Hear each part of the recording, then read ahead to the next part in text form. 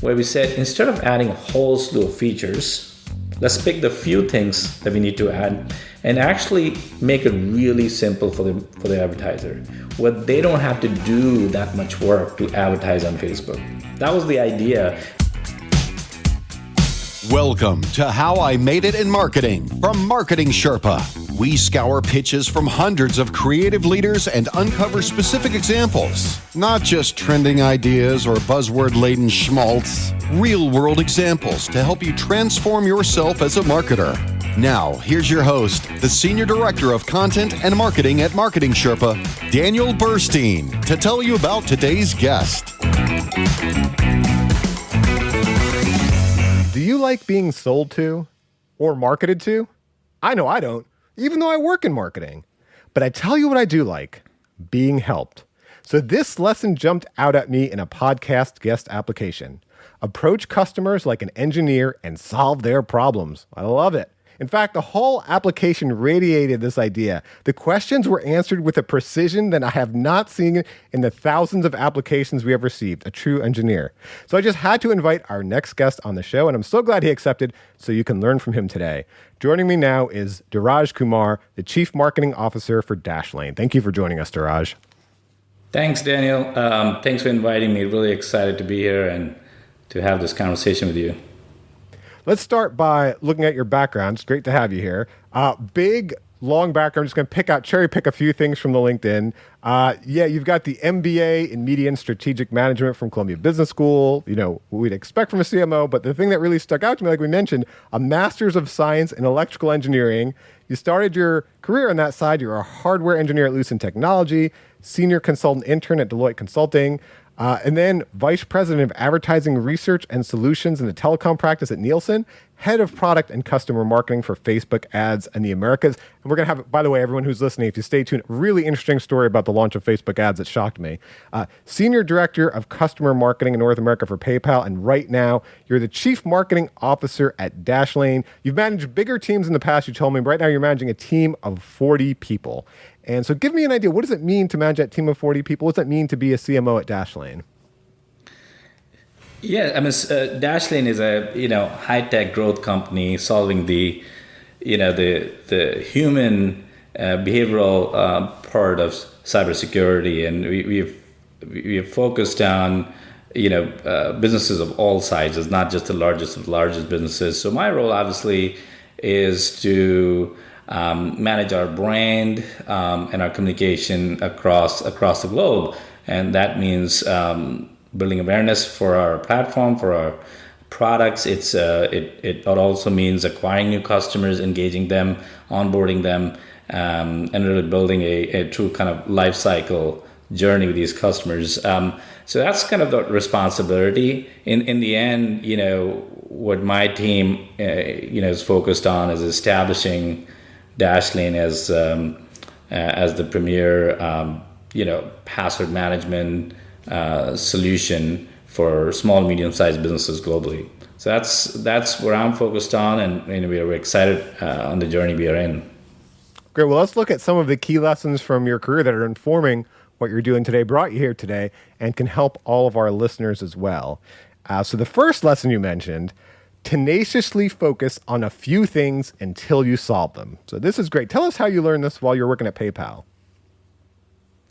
Yeah, so just to, I've spent most of my career in high-tech, high-growth businesses. And what's true about these businesses, and it's true for PayPal, is that you're trying to solve problems that you haven't solved before. And and that essentially means it's a fog of war type environment. There's a lot of things coming at you, context constantly changing, a lot of challenges, a lot of opportunities.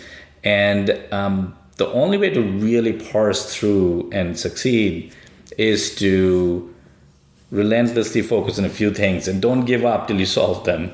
And so I joined PayPal in 2014. It was still part of eBay, becoming public. And the goal was to make PayPal the digital payments platform for millions and millions of consumers who are using it every week.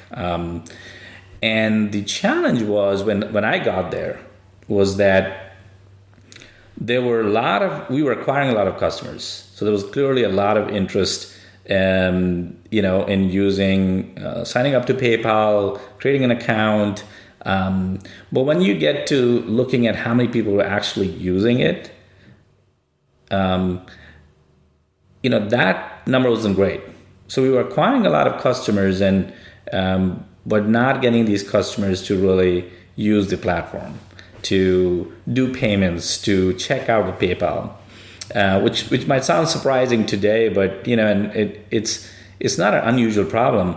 And there's a lot of kind of thesis at that time of why that's happening. Maybe we're not acquiring the right kind of customers, or maybe we need to add a bunch of features. And there was a piece of research that I saw, which was done a year and a half ago, so it wasn't very recent. And so, the three basic problems our customers have: they think that you cannot use credit card with PayPal. They think you need a balance when you use PayPal. There was another myth that they had about PayPal that made it hard for them to use it. They also didn't know, how do you actually, do simple things like add your card to the account. So we develop this thesis. Maybe the problem is comprehension. Maybe they just don't understand the most basic, simple things. And maybe we are thinking about these complex things, maybe adding in a feature or trying these different ways of acquiring customers. But the basic problem is they don't understand the product. They have myths about the product, and let's educate them. The first 2 weeks after they join, they sign up, let's educate them. And we started a program, but as it hopped, our analytics wasn't great. So first 6 months, we didn't see, even though it was happening, couldn't say this is actually working. But we didn't give up. Over the course of the next 2 years, we kept going at it. We changed messaging. We find different ways of reaching, not just through email, but when they sign up in the product. And what we found is that over the course of 2 years, that became one of the most successful ways we increased engagement among our customers. We could have given up many times over on that strategy, on that approach. I think, but when you really kind of understand what the customer is telling you, and stay focused on it, I think it pays off. And sometimes it takes time to pay off, but you can't give up. I think there's two lovely things you said that I think we can all learn from.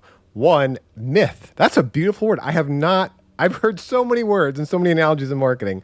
I have not heard the word of learn the myths that customers think about your product. I think that's a fantastic lesson for all of us. But the other thing is that stick-to-itiveness. So, as marketers, don't we have shiny object syndrome? There's so many marketers I know, we're creative people. We love launching things. We love new ideas. We love the new technology. But the fact that you stuck with it for 2 years until you made sure that saw some fruit, that is fantastic. I think that's really a lesson for everyone. Hey, don't give up too quick. Don't give up too quick. Don't just go to the other next thing too quick. Make sure you give it time to percolate and to make it happen. And Daniel, the other thing which is interesting is, we live in a world where there's a lot of data and we should be looking at data. But sometimes over-believing just purely data can be a problem too, right? Sometimes the data is not clean. Sometimes it's not telling you all the signals. And so you have to really combine what you're seeing in data and what you're seeing through intuition and what you're hearing from customers together to kind of form decisions. So I think the other big lesson here that I learned was, a number is a number. You got to contextualize it, and you got to really think of all the signals coming at you together. Well, I think also to your point, a number is a what. So first of all, like you said, assuming that number is correct, the number is the what. But what is the why? Right. What is the why? And that is, so I think, I'm not sure exactly how you did that research, but it sounds like you did some sort of research where someone was actually talking to customers, feeling them out.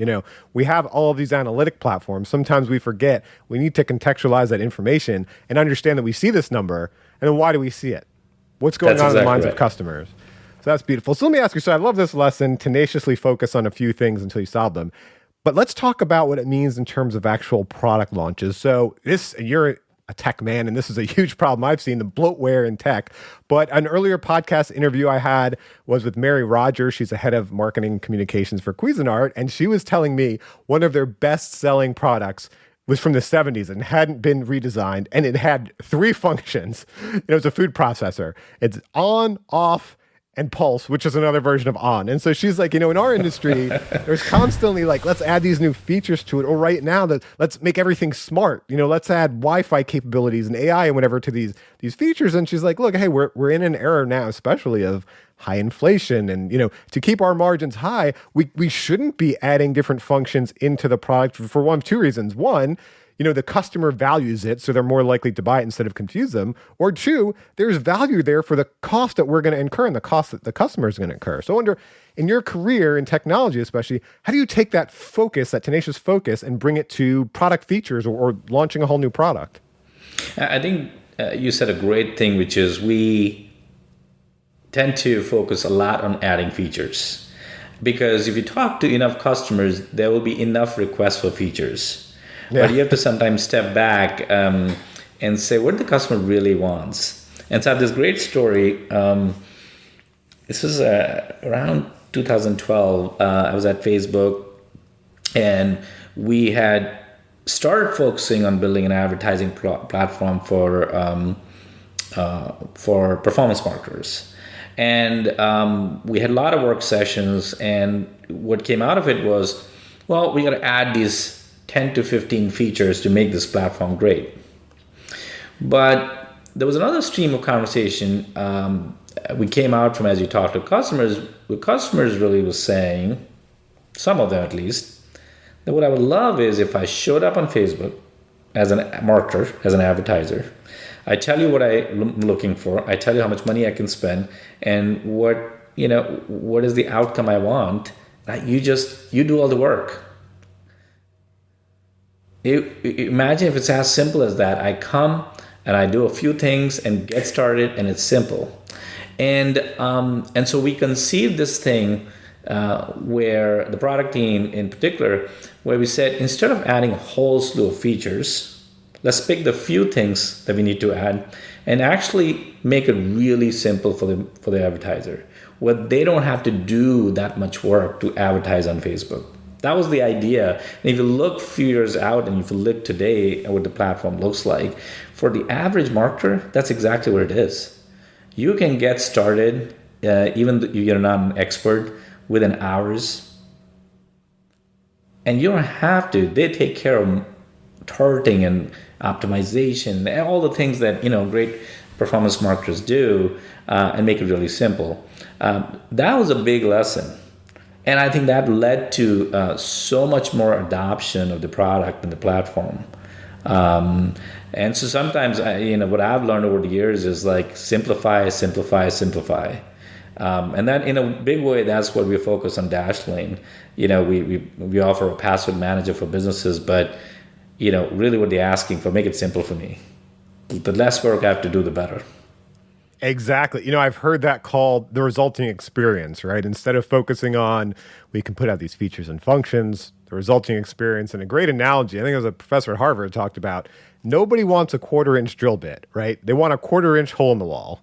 And so sure, if a 1/4-inch drill bit is the path to get there, that's fine. But understand what your customers are really looking for. Nobody's looking for features, right? They're looking for an end result. And that's a great example of Facebook. I always think of Google too as a great example of, exactly. The original Google. You remember like when Alta Vista and Excite, there were all these other search engines. In Google, it was a page with a search box. That was it, right? Type in here and search. So I think that was a great example too. Let me ask you though, as a marketing leader. So I was thinking, actually, we have a free digital marketing course, and in session 6, Flint McLaughlin teaches, if the marketer does not know where to focus, then the prospect will not know where to focus. So you are giving great examples of knowing where to focus that prospect. How do you focus your team? How do you focus your team to make sure they're able to serve the customer with this level of simplicity and this level of focus? Yeah. I think there are a couple things to me are important. Is first to create a clear mission of what you're trying to do. And having that clarity of mission becomes the rallying rallying call for the team members of what we're trying to solve for. I think the second is, creating guardrails. To me, the guardrails then become things like your values. Well, how do we operate? How do we engage with each other? And then and the kind of the focus areas for us for next 2 years, next 8 months, because you can go many different directions. So to me, that's kind of the first and most important thing, because it creates not just motivation and excitement because you're trying to solve something bigger, but it also creates the guardrails of where you should go and what you're not going to do. I think it's very important to say both things, what we will do and what we will not do. I think the second thing is I try to inculcate a lot culture of customer centricity, constantly thinking about the customer. And one of the things we do at Dashlane, and I've done in the past as well, is listen to customer calls. It's pretty amazing when you listen to a couple of customer calls or do it on a regular basis. It really clarifies a lot of the things you debate that you're seeing in data that you believe to be true. It really clarifies because the customers don't have the time. They will clarify what matters to them. And of course, you can't take everything for face value. You have to contextualize it, but it gives a tremendous amount of clarity of what is the problem that we're trying to solve. So keeping customer front and center and keeping a mission front and center, I think that gives a tons of clarity to me and to the team where we need to focus on. Yeah, I mean, one of our biggest challenges in marketing and in life is we're not the other person, right? So we focus on our brands or whatever our piece, if we own the website or the email or the app, whatever that piece is, we focus on that all day long, all week long. And so it's so hard to see it with fresh eyes, right? That's what we have to do sometimes, get out and see it with fresh eyes. So I love that they get to kind of hear the customer calls and hear what the customer is actually going through. Because to them, they probably know it backwards and forwards. Well, with the fourth step, obviously, going down to the third thing. And of course, you can't type it in that way. You have to type it in this way. You can't put a 1 in front of the phone number or whatever it is, right? But the customer, they're just going about their lives, right? They don't care about our product. They're not focused on it like we talked about. They just want a means to an end. They want to get some problem solved. So I love that. And sometimes, Daniel, the solution is as simple as saying things differently. Yes. We sometimes think this answer is some feature or some things. It's sometimes saying things differently so they understand it. And so it really listening to the customer clarifies what what the problem really is. Yeah, boy. I mean, that's true in tech. I've really seen that in the medical healthcare industry as well, where sometimes I forgot. There's a kidney company I remember seeing, and I forgot the word they were using, like nephrology or whatever the official word is for kidney, but no one was searching for that. They were searching for like kidney problems or something like that, and really like understanding the customer's terminology. Because you'd be saying the same thing, but they're not hearing the same thing. They're not hearing the right thing. So let's talk about your next lesson. You said, be purposeful in creating and encouraging serendipity. I love serendipity, by the way. I love that word. I just love the whole idea behind it. So how did you do this at Facebook ads? Yeah, I mean, first of all, when I say serendipity, I mean that this idea of pursuing things that the face of it, when you started the journey, might seem like not be fruitful, might not yield anything, and yet pursuing them and doing it in a purposeful fashion. Because a lot of time, the biggest breakthroughs, at least for me in my career, has been through those paths. So the story from Facebook is an interesting one. I joined Facebook in 2010,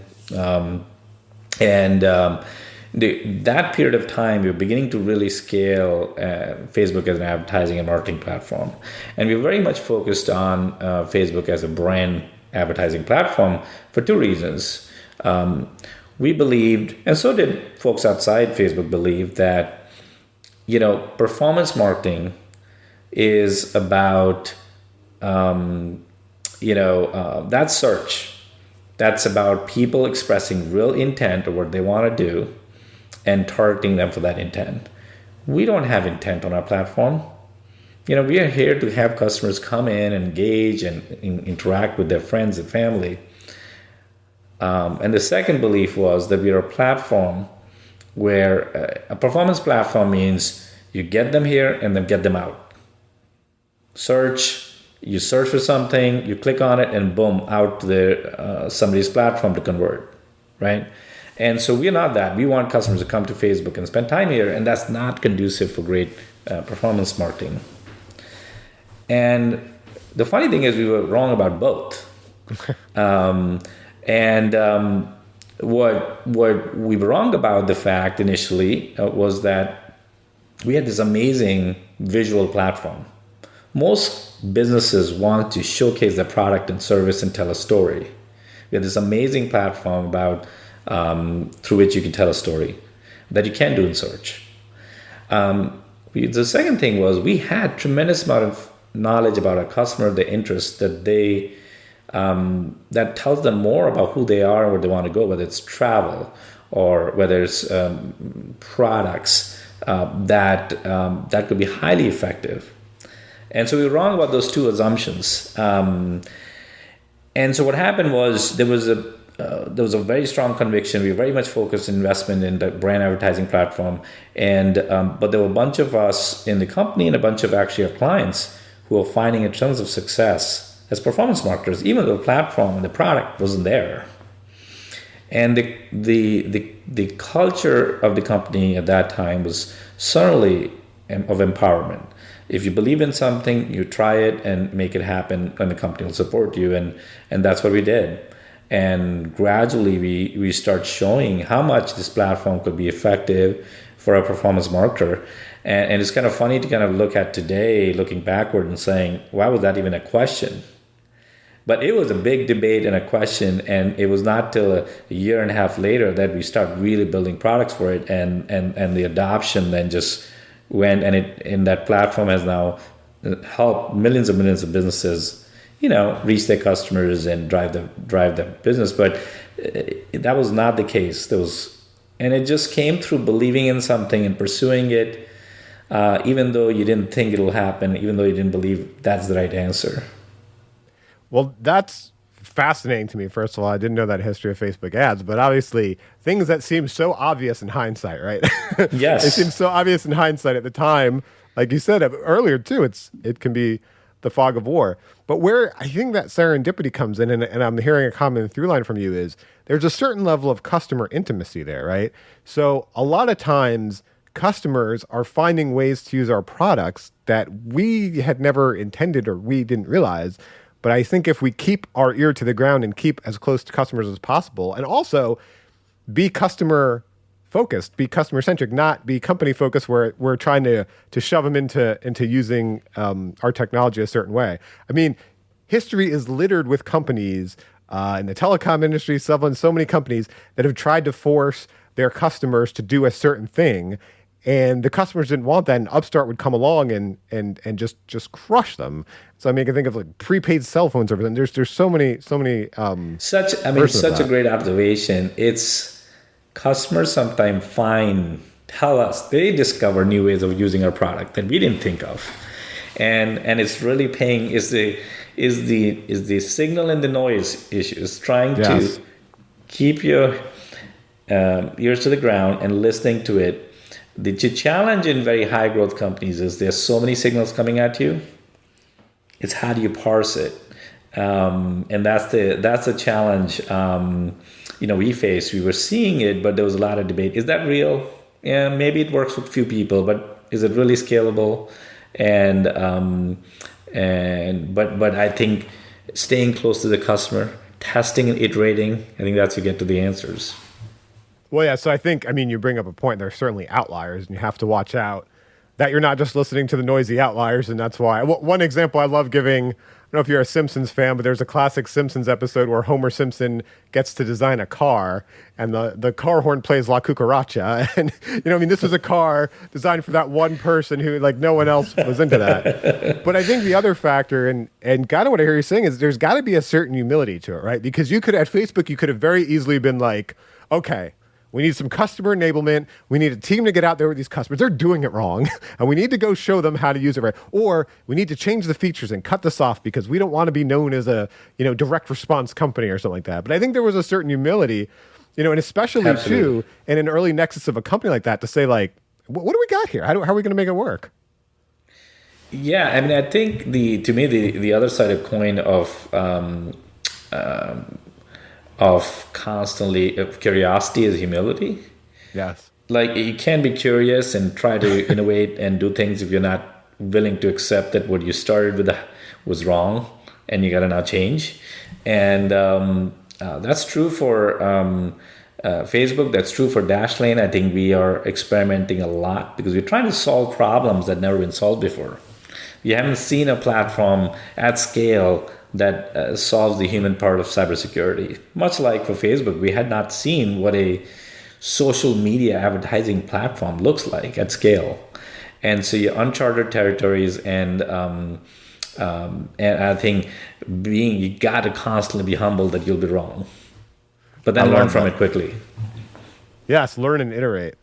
And I think probably kind of ties into the next lesson we're going to talk about.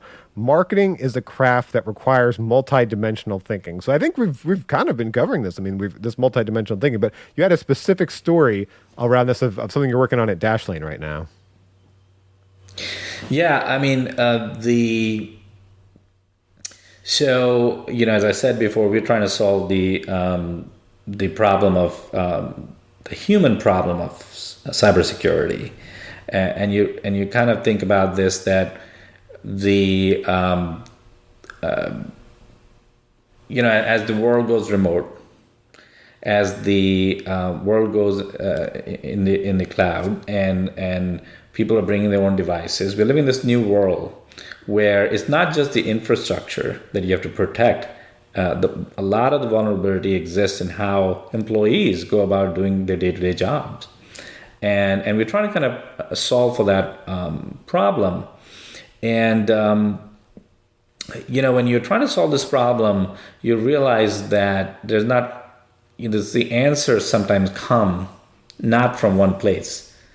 The answers don't necessarily come like, okay, well, we are a marketing team. We got to really figure out how to make an acquisition program work. And if you do that, we'll be fine. So, one of the things I encourage doing is to kind of talk to and bring a lot of people in conversation, including our customer support team. They are so close to the customer. They're dealing with problems all the time. They have a really interesting and accurate sense of what's actually happening on the ground. And so we were having these conversations with them about support, what support calls do they get, and so on and so forth. And the aha from those conversations were that we are acquiring a lot of customers, but the challenge they're running into is they have to get this tool to they're going to deploy this tool, and if they get the employees to then start using the tool. So while they understand the value prop, they understand everything, they really know how to get started. And they need how to get started with the employees in the organization. And that led to this insight that maybe we need to really focus energy in that very early get started period of journey. But then the question became, well, what do we focus on? We can provide a lot of training guides. And as we start digging in and really asking the customer, they said, the only 3 things that I need to care about. Tell me how I can deploy. Tell me how I can get the employees to use it. And tell me the most important things I need to do. Not everything, the most important things early in the journey. And so we are now building what we call a Get Started Hub, very much focused on solving that part of the problem. But as you can tell, that insight didn't come from our marketing programs. That didn't come from seeing, that come from a very different source. That leading to an effort that we're working on. Yeah, I mean, anyone who's got a customer service group in their organization, I feel like sometimes it is just the most overlooked. Let's throw it down in the basement, or we'll just outsource, throw it overseas. But what are we doing in marketing? We're doing all this work just to get to have a customer touch point, right? That's what it is at the end of the day. Let's have a customer touch point. Then we get these customer touch points from customers who are engaged and motivated enough to reach out and contact us. And then we just look at it as a cost center. So I kind of always thought of customer service two ways. One, it's one-to-one marketing. So like you have someone motivated enough to reach out to you, you've invested what you have to get that customer touch point. Like that is a one-to-one marketing touch point that highly reflects on your brand. And it's probably the only time they put a human face to many brands. So make sure that's a good experience for them. But secondly, as you said, learn from it. My gosh, they're telling us what they want, right? Right. So let's see how we can learn from that and better serve them. And it seems like from you, a great lesson. And I know you mentioned a lot of companies are doing this. There's get started guides and this and that. But the sale doesn't stop at the first conversion, right? So I assume Dashlane is a subscription product. It's recurring revenue, right? And so that is so important. Like, how do you set your team up to ensure that, like, okay, it's not just conversion and then boom, they're on their own. Like conversion and then retaining that customer. Yeah, no, absolutely. And I think, what our customers are looking to us, and this is another insight. Our customers are not experts in cybersecurity. They're a law firm, they're an advertising firm, they're a manufacturing company, they're a university. That's not their expertise.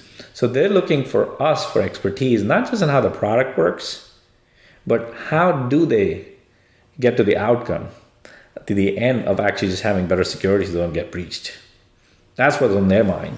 So that was another thing that we can play a bigger role as not just like an expert in our product, but as an expert in cybersecurity, or certainly the human part of cybersecurity, and give them guidance in the initial phase and in the following phase. And that's the kind of work we're doing now, is very much from a content perspective. That's our focus. And also I've seen many companies learn from that and come up with product extensions or come up with different ways to serve their customer. So in the first half of the podcast, we talked about lessons from some of the things you made in marketing. That's a great thing we get to do as marketers. We get to make things, but we make them with other people. So let's take a look at some of the people you've collaborated with and some lessons you've learned from them. So first up, we have Patrick Adams. When you worked with him, he was the CMO of Bluevine, but he was also a former head of customer marketing at PayPal North America. I think you worked with him there too, as well as former SVP of marketing at Victoria's Secret. And from him, you learned create space for failure. So how did you learn this lesson from Patrick? Patrick is an amazing leader and mentor. We have worked for almost 10 plus years together and learned a lot of things from him. But the biggest thing I learned from him is creating that space for failure and creating that trust, that I've taken a role model. So I have the story from PayPal days. We were early in the journey. I joined about a similar time.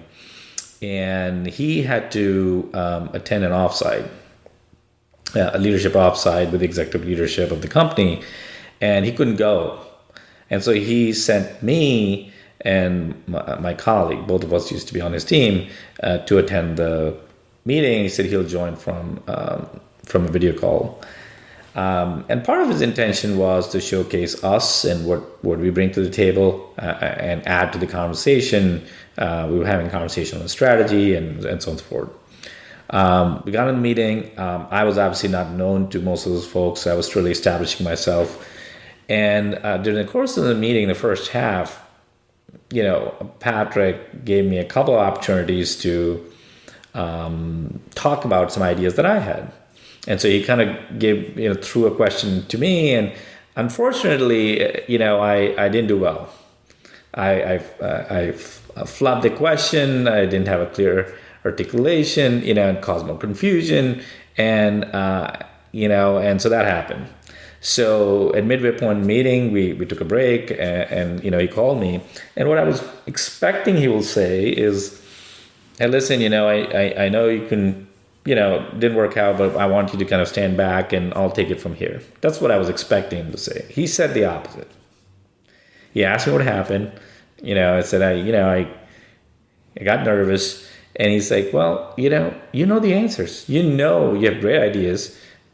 What I want you to do is go back in and I'm going to give you a chance again and you're going to answer them. And I know you're going to do it well. And I was shocked. I was super shocked that he, his reputation was on the line as well. and that he would do that. And we went back in and did the same, and it went well. And it was a very important lesson for me, not just for myself, but it was also how I, as a manager, need to role model. And sometimes people believing in you more than you believe has a pretty powerful effect on what you can do. So, and it also created really trusting environment in a relationship that pays dividends for a long time. Yeah, that's a beautiful story. And I think it's, too, a good reminder of a lot of the things we've talked about so far. You need to set up a team that feels comfortable to get into experimentation, to maybe things don't work out, right? Because as we've talked about, a lot of the things you've worked on in your career, there's not necessarily a straight line. And so marketing, I mean, from my experience, I don't know from your experience, it is filled with a lot of big egos. It is filled with a lot of people who feel like they know what they're talking about. I've worked on the agency side. It's 20 times worse on that side because you're getting paid literally for your opinion. But if we're really going to take, as you said, this humble and curious view of things, we're really going to take this, and many times, we haven't done this before. How do we do this? You have to set up that culture in your team and find ways to celebrate failure. And that's a beautiful, beautiful example of how to do that. It's very nice, Raj. And now it sounds like you've kind of passed this on as you're managing people and kind of shepherd them along in the same way. It is, and I must say our CEO, JD Sherman at Dashlane, is a big believer in it. He said, no problems, you fail, just don't lose the lesson. That's like his statement. And he encourages, because reality is the only way you're going to solve the problems or crack the code, so to speak, is by trying things. And by nature, you're going to fail. So I constantly encourage the team to test and try. But it's these big moments when it happens, when you have to show up and support them. It's important. That's the moments when you really convey that you really believe in what you're saying.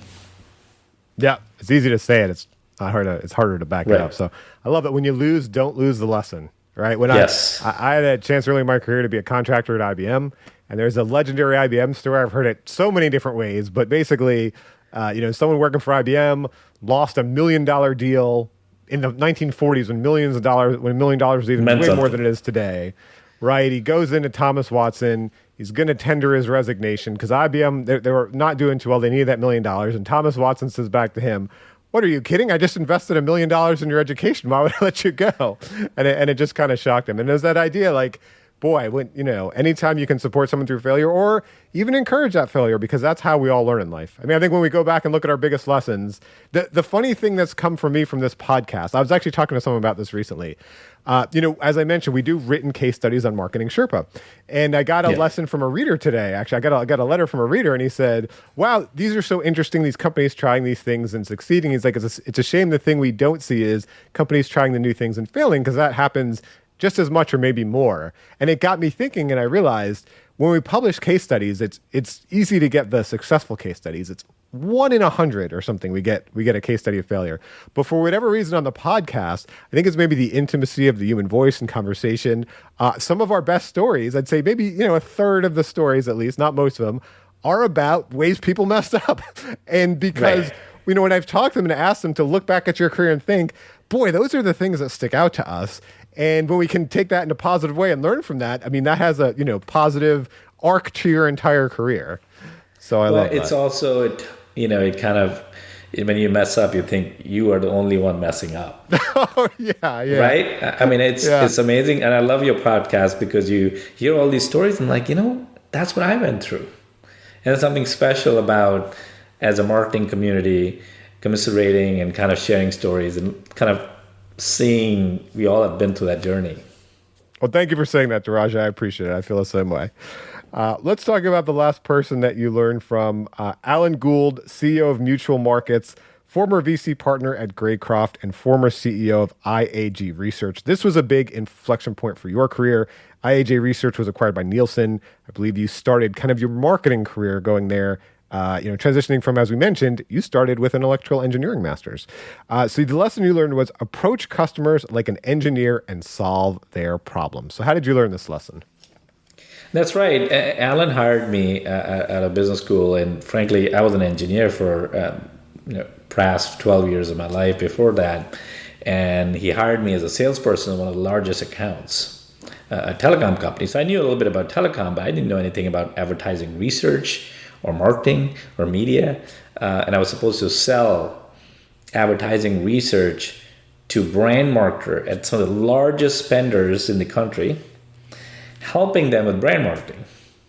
So that was sort of and so part of that is he belief in me was pretty amazing and counterintuitive.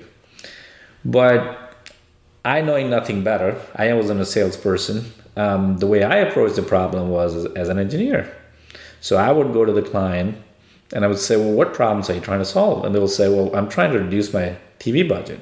How can I get more with less? I'm trying to launch this campaign, but I'm trying to say what should be a creative approach. What we have learned from data, what works and doesn't work. And so I would approach it like an engineer. It's like, okay, I have a bunch of data.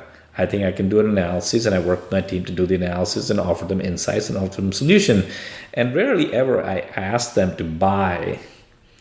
But once you show up and you have this really powerful analysis based on the data, and then you also say, well, and this is how you can use the data on an ongoing basis, it naturally led to the sale. And we grew the account like 2-3 times over the course of the time I was there.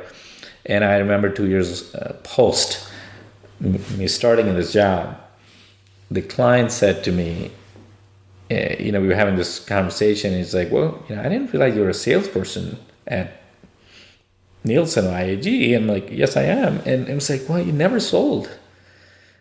And so it occurred to me that there's this powerful idea of actually trying to focus on solving problems, and sale will happen. And I think it happened unbeknownst to me because I wasn't purposefully planning, but I've taken that lesson. I think it's a pretty important lesson. Yeah, and I want to ask you, and then I was going to say something, but what role in marketing, in sales, in how we communicate our products online, is there in telling a customer we're not the right fit for you? So when you talk about that engineering approach, helping customers see we're not the right fit and versus, we are the right fit. Because one thing I've learned in my career, I started, as I mentioned, agency, copywriting. It was very outbound, newspaper ads, direct mail. And when I got to switch to kind of this side, the content creation, the inbound, it is so fulfilling because you said, not that I'm remotely an engineer, but it is about helping people. First, you help people, you attract people in, and then hopefully you serve them. And one of the things that I've learned, it's the crux of it all, is helping the ideal customer, right? So we don't have to sell and push so hard when we've identified the ideal customer. And part of that, and I wonder kind of what your opinion on this is telling some customers, sorry, we're not the best fit for you. Maybe you should go here. Yeah, and it has a powerful effect. I, first of all, completely agree. Not only is it great for the customer that answer, but it's great for you. Our CEO, Dashlane, for example, talks a lot about what we don't do, where we're not focused. And I mentioned that earlier. And actually having clarity internally, what we don't do, because, customers will push you to do many things. I mean, and especially as you scale as a business, you can have a lot of different types of customers. Each segments of customers have different needs, but you have to have real clarity of where you're focused on, the limited resources you have.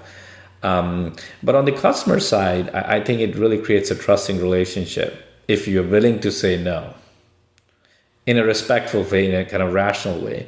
Like, this is why we're not the right fit. I don't think we'll be able to serve you well, So I think that has multiple benefits. I could not agree more. But it does start with having a little bit of clarity up front of what is the mission and what are you focused on and what you're not focused on. Yeah, I think it starts with a word you used earlier, the value proposition. Like, hey, we had the value proposition set up, and then where do we go from here? Yes. Being really clear and outlining that. And along with that, like we talked about, comes focus, a relentless focus on that correct value proposition. We talked about all sorts of things today, Dheeraj, all sorts of different values you could have, an engineering background, which is fantastic. I think you may be the first marketer I've met with an engineering background. A lot of backgrounds, but the first one with an engineering background. So let me ask, if you had to break it down, all of what we talked about, what are the key qualities of an effective marketer? So I always believe the couple things that a marketer today needs to have. I think the number one is customer centricity. And that hasn't changed for a marketer from, 50 years ago, 20 years ago, 10 years ago. I think being able to really keep the customer front and center is super important. I think the second thing is this idea of curiosity and humility coming together. Marketers today, we're living in a golden age of marketing. We have so many different ways we can engage with customers, reach customers, so many different formats in which we can inform and educate customers.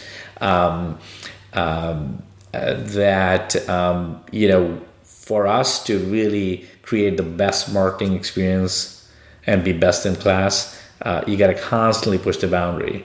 But then you got to be willing to understand you'll be wrong and have the humility to accept that and kind of learn the lesson. And the third thing is, really focus on the outcome. One of the interesting things of how the marketers have evolved, the discipline has evolved, is it has become very much a P&L owning discipline. And marketers are now part of the leadership group responsible for a substantial amount of the P&L responsibility of a company, especially younger companies. And I think that outcome orientation, what we're trying to achieve, not just what we're trying to deliver, I think is super important. And last thing, having fun. Yes. We can't marketing is a fun discipline. I love it. It's so multidisciplinary. It's left and right brain. It's creative and analytical. I think it's one of the best disciplines. But so we got to have fun. That's where creativity comes from. That's where that motivates us. And so those are kind of things to me are the biggest one that I think we should have as marketers. What I look for. Great. Hey, well, Dheeraj, thanks so much for joining us today. This conversation was a ton of fun for me. Well, it was a ton of fun for me as well. And you have such an amazing background and such an interesting perspective because you talk to so many people. I took a couple of things out of that as well. Fantastic. Good. And I hope that's what we're trying to do for all the listeners of the podcast. I hope everyone listening learned a lot as well. Thanks for joining us. Thank you, Daniel. Thank you for joining us for How I Made It in Marketing with Daniel Burstein. Now that you've gotten inspiration for transforming yourself as a marketer, get some ideas for your next marketing campaign from Marketing Sherpa's extensive library of free case studies at marketingsherpa.com. That's marketingsherpa.com.